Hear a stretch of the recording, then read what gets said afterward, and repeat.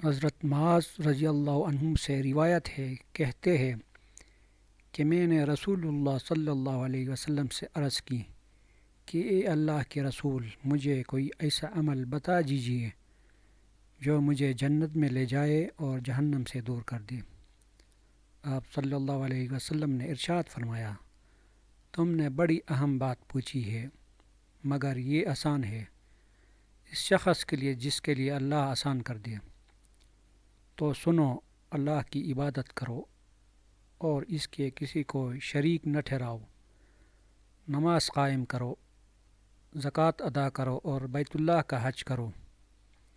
پھر آپ صلی اللہ علیہ وسلم نے فرمایا، میں تمہیں بلائی کے دروازوں کی طرح رہنمائی نہ کروں؟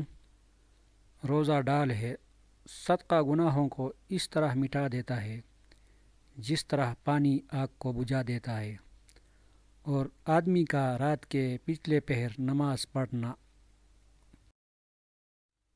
پھر آپ صلی اللہ علیہ وسلم نے حضرت معاذ رضی اللہ عنہ سے پوچھا کہ کیا میں تمہیں اس معاملے کی بنیاد، اس کے ستون اور اس کی چوٹی کے بارے میں نہ بتاؤں؟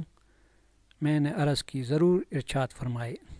آپ صلی اللہ علیہ وسلم نے فرمایا، اس معاملے کی بنیاد اسلام ہے، اس کا ستون نماز ہے اور اس کی چوٹی جہاد ہے۔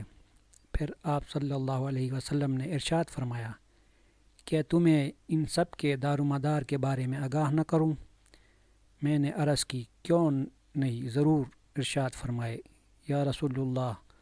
تو آپ صلی اللہ علیہ وسلم نے اپنی زبان مبارک کو پکڑا اور فرمایا، اس کو قابو میں رکھو۔ میں نے عرض کی، یا رسول اللہ، کیا ہماری ان باتوں کی وجہ سے بھی گرفت ہوگی جو ہم اس زبان کے ذریعے کرتے ہیں؟